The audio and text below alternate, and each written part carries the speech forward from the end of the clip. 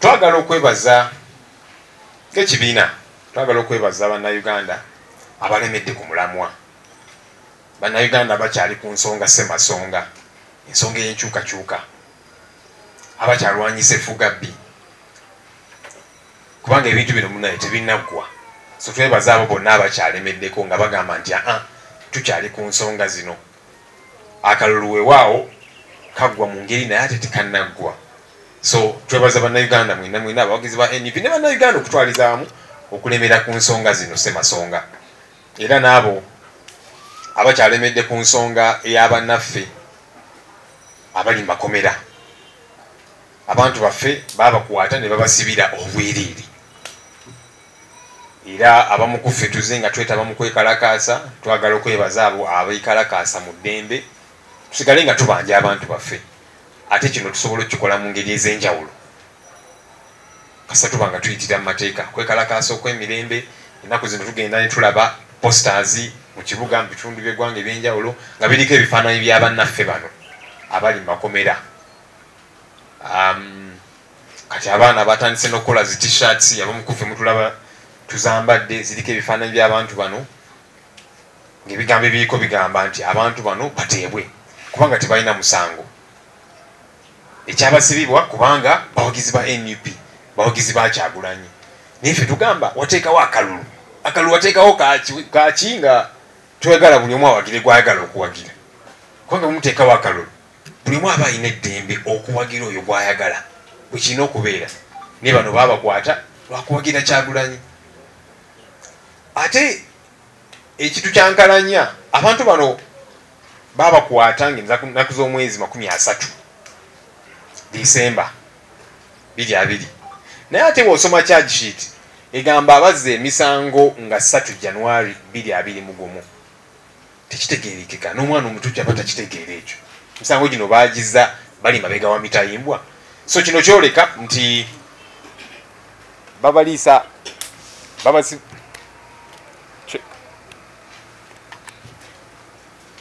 kino kyeyoleka nti bannaffe bano babaliisa akakanja olw'okwagala enkyukakyuka, olw'okuwagira Kyagulanyi, era nga tukyalemeddeko nga tuyita mu mitendera gyonna, mu mateeka, mirembe, nga tubanja abantu bano. Era twagala okwebaza abo abayamba zi famire z'abantu baffe bano, kubanga abasinga baali bataata oluusi ne bamaama. Era twagala okwebaza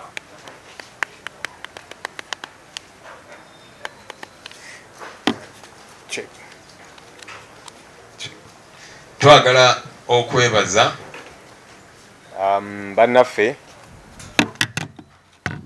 abazze bayamba ku bantu bano, famire zaabwe nga baziwaako okulya, bannayuganda abali wano ne bannayuganda abali ebunaayira. Mukoze kinene nnyo okuyamba abantu baffe bano, okuyamba famire z'abannaffe bano, kubanga mukimanyi nti tebalina musango gwonna gwe bazza. Baagala nkyukakyuka, baagala eggwanga lyabwe litereere. So twagala okubeebaza mwenna abakola ekisoboka okutaasa abantu baffe bano. Twagala n'okwebaza abo abagendayo ne babakyalira. Ennaku zino ffe abamu baatugaana okgendayo. Nze kamwa koogera, Honorable Kyagulanyi ne Comrade Lewis baatuteekako envumbo, era ne bagaa nti ketulabikako ekitalya tulina kugobebwawo. Ku lwaki mujja kujjukira ennaku eziyise twayogera ku mbeera embi bannaffe abali ekitalya gye bayitiramu. Ebyobulamu, hygiene si birungi, emmere gye balya si nnungi, babayisa obubi. Ne tubyogerako, era twaleeta bannaffe wano abaali baakava ekitalya ne bababuulira ki ekigenda mu maaso ekitalya.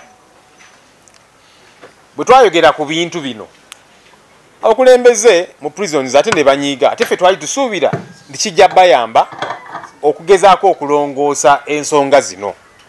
Kubanga oli bw'abanga musibe aba alina eddembe lye ery'obwebange. So bwe twayogera ku nsonga zino ne batukugira okudda ekitalya. Naye twagala okwebaza abo abakyagendayo okusobola okyalira bannaffe tusigale nga tubakyalira tubagumye mu buli ngeri yonna nga bwe tusigala nga tubanja babate kubanga tebalina musango n'ogumu kwagala enkyukakyuka okwagala Kyagulanyi si musango tuze tukyogerako ekyo. Waliwo ensonga ffe gye tutunuulira nga tetusanyusa ng'abakulembeze mu NUP naye okusingira ddala nga bannayuganda. Akaseera kano ke tuli mu Parliament ekwasaganya mbalirira budget bagyogerako era executive ewaddeyo proposals okwongeza emisolo egimu. Emisolo egimu executive gyeyogeddeko baagala ebitundu 12 ku buli 12% omusolo ku yintaneti. Era juzi nawulidde namukadde omu ali mu gavumenti mu kabineti yagenze n'agamba nti yintaneti tetugyetaaga tekola makulu. Neŋŋamba omuntu ono alowooza tuli mu 1900 ndowooza baba muzaala mu 1900 nga teri yintaneti yerabidde nti kakati tuli mu 2021. So kati omukulembeze ng'oyo bavayo n'agamba nti yintaneti terina makulu tuyinza n'okubeerawo nga tetugirina. Namukadde ono yeerabira nti yintaneti kati ikonomi yo nga yo. Abaana bangi bakola emirimu ku yintaneti, bannayuganda bangi ne bakola oko marketing biki products ze balina ne bafuna akasente. Ate gavumenti ono namukadde gy'alimu n'ebasaba omusolo. Kakati abantu bano twagala batandike okulowooza ng'omwaka gwe tulimu 2021. So yes, ayinza okubanga mukadde naye disiki agikyuseemukko agiresetting edde mu 2021. Toyinza kuvaayo n'ogamba nti internet tetugyetaaga. Ate nga namukadde oyo ne ministry ye balaba balina ne Twitter handle bali ku internet. Kati ne weebuuza byayogera abimanyi bulungi. So omusolo guno ffe tulowooza nti tebagulese mu mutima bulungi. N'emisolo emirala kati nga rental tax baagala kugyongeza 10%, obuwunga baagala oteeka emisolo ku exports ezimu, ebiva mu byennyanja, obuwunga, kasooli ne milling products endala. Waliwo n'omusolo gavumenti gwebadde ereeta nti atwagala katuteeke omusolo omulala ku mamotoka car license sasule emitwalo 20 buli mwaka, boda boda zisasule emitwalo 5 buli mwaka. Ffe nga NUP tetugamba nti emisolo tegirina kusoloozebwa kubanga naffe enkya tujja kuba mu gavumenti. Emisolo tuba tugyetaaga okukulaakulanya eggwanga lyaffe, naye bw'osolooza emisolo ogikozesezza otya? Bannayuganda bafunye kye balina okufuna okuva mu misolo gyabwe. Okusookera ddala balirewo bawa accountability kubanga munnaye sente z'omuba omusolo zibbibwa buli mwaka. Bw'osoma Auditor General's report eya buli mwaka olaba obubbi obw'enkukunala. So sente z'abannayuganda bukulembeze baffe bazibba ate ne bavaayo baagala ndala, ate nga services tetuziraba nga bwe kirina okubeera. Waliwo ensi ezimu naddala kati ng'eyo mu Europe bannansi basasulira ddala n'emisolo egya waggulu, sanga basasula nga 50% sente zaabwe bitundu 5 ku buli 100 nga kimunyigamukko. Naye si nnyo kubanga oyo munnansi amanyi nti bw'anaalwala ajja genda mu ddwaliro erya gavumenti afune obujjanjabi obw'ekikugu. Omwana we bw'anaamutwala mu ssomero erya gavumenti ajja kufuna obuyigirize obw'ekikugu n'ebirala byonna infrastructure. Naye ffe wano bannayuganda mukanda kubongeza musolo, sente ne muzibba, services teziriwo nga bwe kirina kubeera. Ogenda mu malwaliro aga gavumenti sanga abakyala bazaalira wansi ku ttaka. Amasomero ga gavumenti abaana basomera wansi wa miti, enkuba bw'etonnya teri kusoma n'ebirala. Kati ffe tugamba nti nedda nga tonnayongeza misolo. Bannayuganda sooka bawe accountability etegeerekeka, sooka obalage nti sente zaabwe zikozesa bulungi. Awo bajja gamba nti munnaye mukulembeze bw'anaagamba nti katongeze ku musolo baba bakitegeera, naye kaakati tetukitegeera nga bannayuganda. Nja kusembyayo ensonga ya retreat. Wiiki ewedde twali tugenda kuba n'olusirika abakulembeze baffe, naye tekyasoboka kubanga twafuna ekikangabwa ng'eggwanga. Ssaabasumba Dr. Cyprian Kizito Lwanga n'atugendako era ne tugamba nti katugyongereyo kubanga twali tulina okwetaba byali bigenda maaso n'okuziika Ssaabasumba. So retreat yaffe olusirika lwaffe ne tulwongerayo lugenda kuba wiiki eno ku Lwokutaano n'Olwomukaaga nnaku z'omwezi 16 ne 17. Olusirika luno lugenda kubeeramu abakulembeze baffe ab'ekibiina ekya NUP, mugenda kubeeramu ba member ba parliament abalonde, mujja kubaamu ba LC5 chairpersons ne ba mayor. Tujja tandika nabo.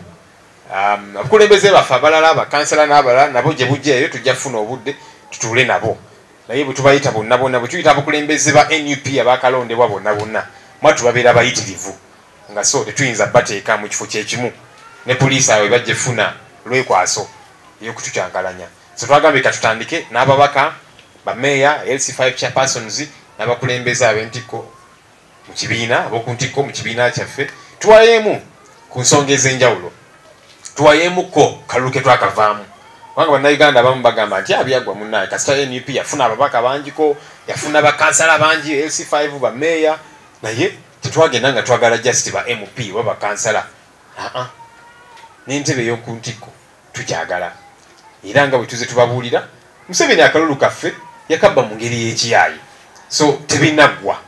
Era ensonga zino tugenda kuziwayaako mu lusirika lwaffe. N'ensonga endala kati tufuuse abakulembeze n'abakulembeze era nga twagala bannayuganda balabe nti bano nno kye balwanirira bajja sobola.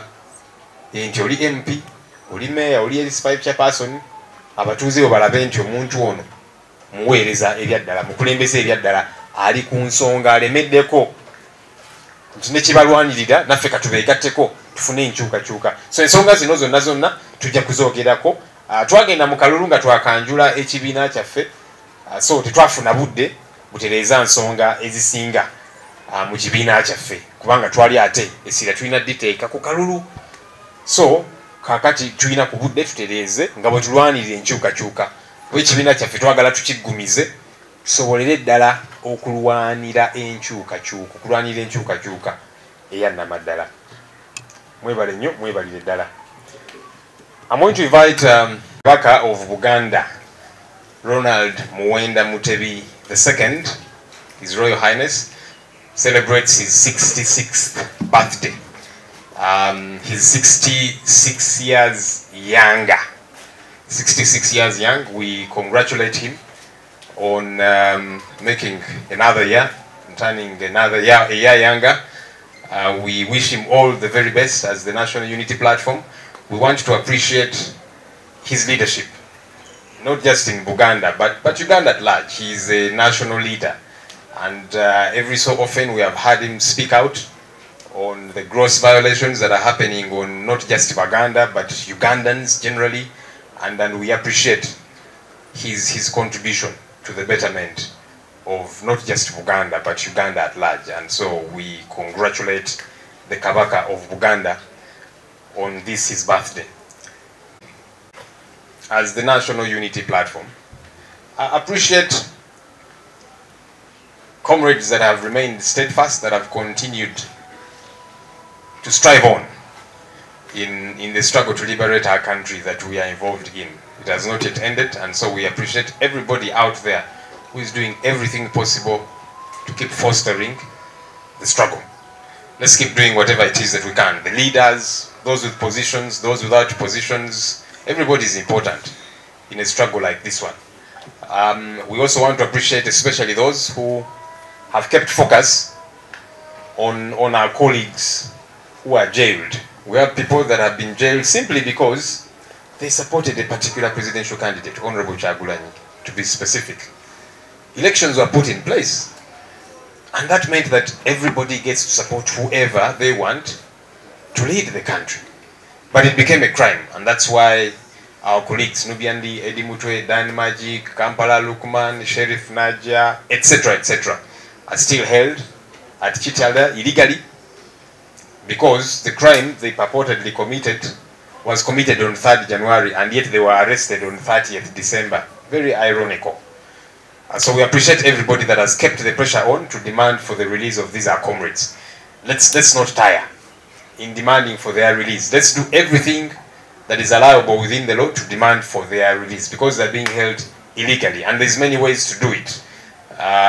Yes, some of us have been involved that they are released. That's allowed within the law, you know. So let's not drop the guns. Let's not drop the ball on that. As much as possible, we can be able to peacefully demonstrate, and there's also other ways to peacefully demonstrate. You know, lately we have been seeing posters within the city, posters having their images and saying "free all political prisoners." We think that's a good thing, because by putting up a poster the same way we're putting up posters during campaigns, it is an okay thing. You're not beating up anybody, but you're saying these people are being held illegally. We demand for their release. But also, as you can see, I think I'm a little smart. I'll request my colleagues here to stand. This is another way of demanding for the release of our comrades. And so there's these t-shirts, some young people are making them and they are selling them. And so we are supporting them individually and so on. But most importantly, to put the plight on these colleagues of ours who are being held illegally. And so there's many ways to demonstrate, kindly sit. There's many ways to demand for the release of our comrades. So let's keep doing that as much as possible.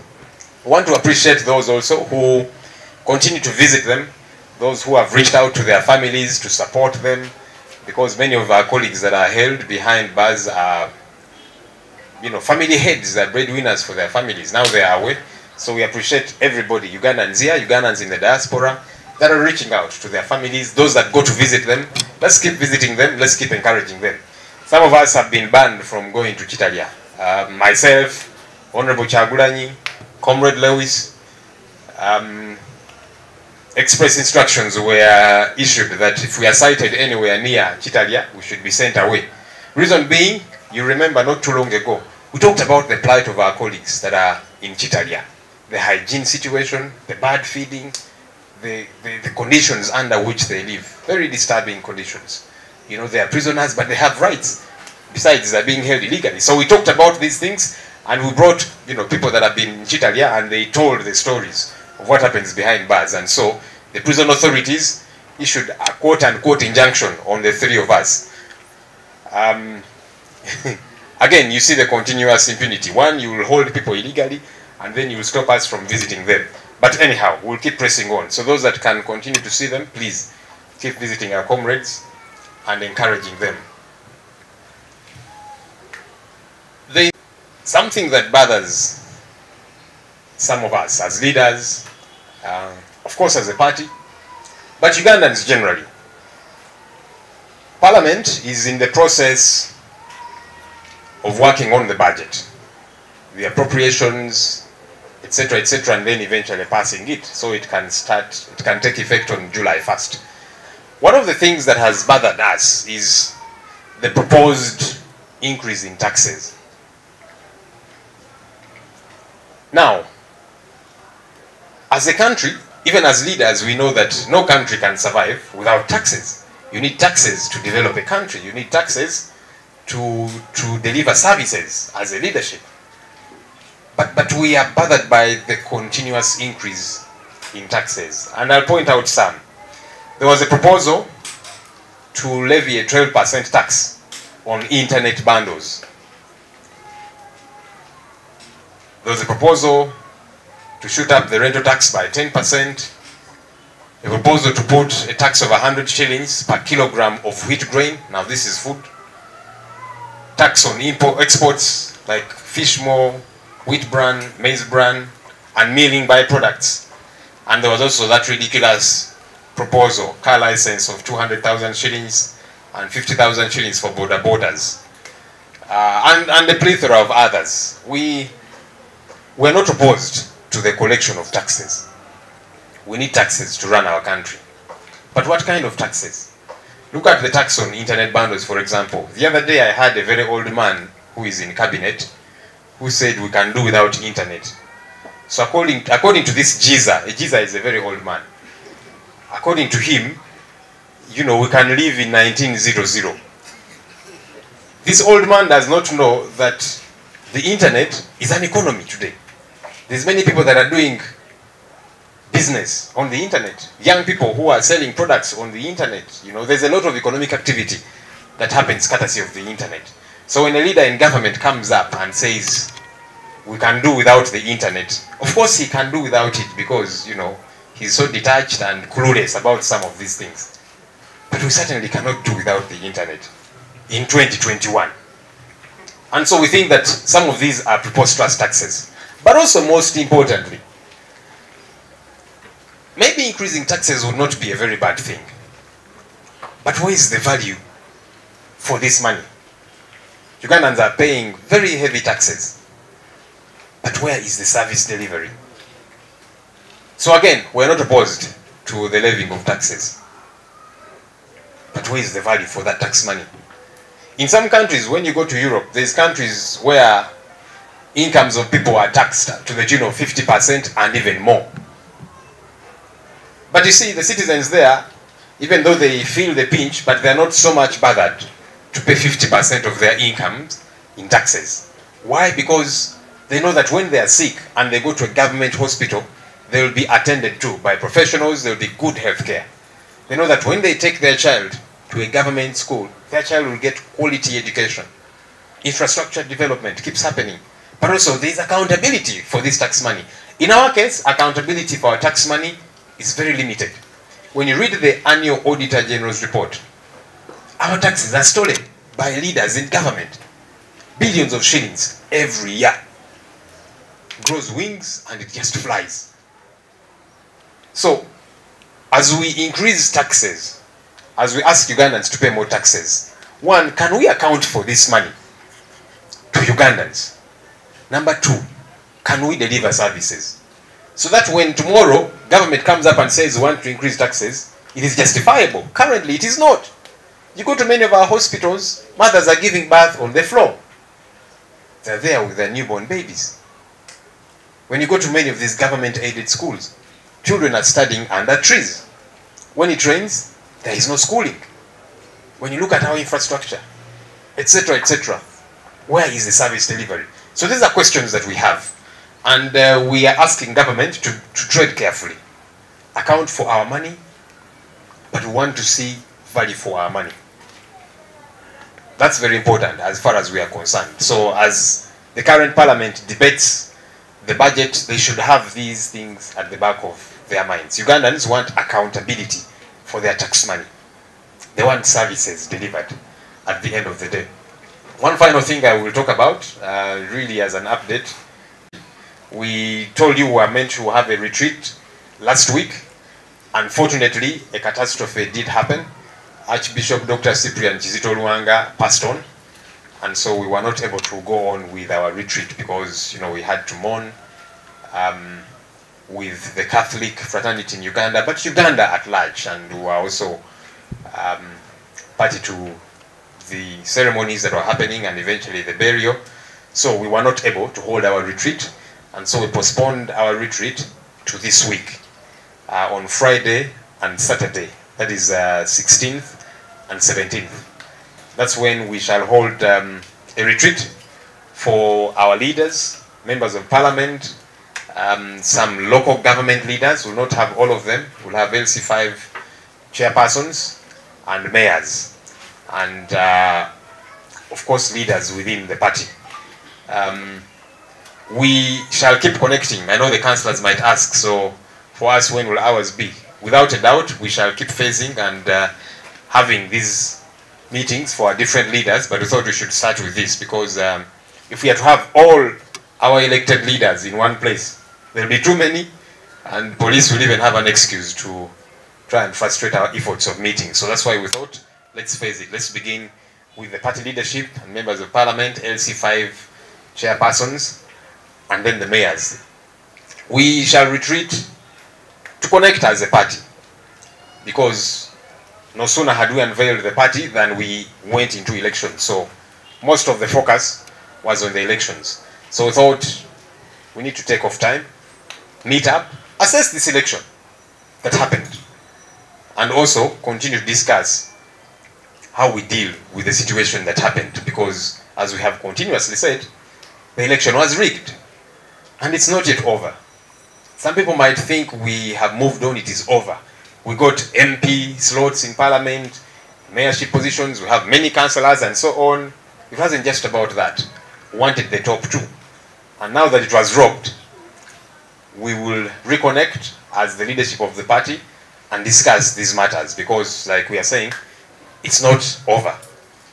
And that's why it's important that we connect, have this retreat, and discuss several other issues to do with our party, our leadership, how we connect more with Ugandans, how we get to serve them, because yes, we congratulate all those that won different seats in parliament, local governments. But as we agitate for change, which change has not happened, Ugandans must be able to see that these ones, we can trust them because they're delivering. They're delivering as MPs, they're delivering as LC5 chairpersons, they're delivering as mayors, they're delivering as councillors, that they are on the side of the people. And so all these issues we shall discuss at the retreat.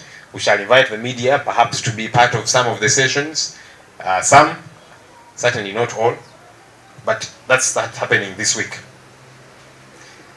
Very briefly, I know the media will ask for these details in Uganda.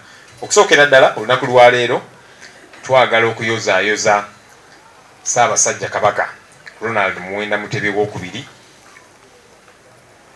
Waggulu Nnyondo. Tumuyozaayoza okutuuka okuweza emyaka 66 egy'obuto, era nga tuyozaayoza Obuganda bwonna awamu ne Uganda, kubanga Kabaka weewaawo yakulira Abaganda ne mu Uganda, era Bannayuganda bonna bamulaba ng'omukulembeze, era twagala okumwebaza. Ebiseera ebisinga avaayo n'ayogera ku nsonga ez'essimba, n'ayogera ku bulyake, n'agamba kino kikome, n'ayogera ku kutulugunya Bannayuganda, si Abaganda bokka. So kikakasa ffenna Bannayuganda tumwenyumirizaamu ng'omukulembeze, era tusaba Katonda amuwangaaze, awangaale ayibeene. Olunaku lwa leero era lukulu eri bannaffe Abasiraamu, kubanga batandika omwezi omutukuvu ogwa Ramadan, era tubayozaayoza okugutuukako. Tubaagaliza birungi byereere nga muyita mu kisiibo kino bannaffe Abasiraamu, era katusabe nti kijja batambulira bulungi, mukimaleko bulungi. Ramadan Kareem.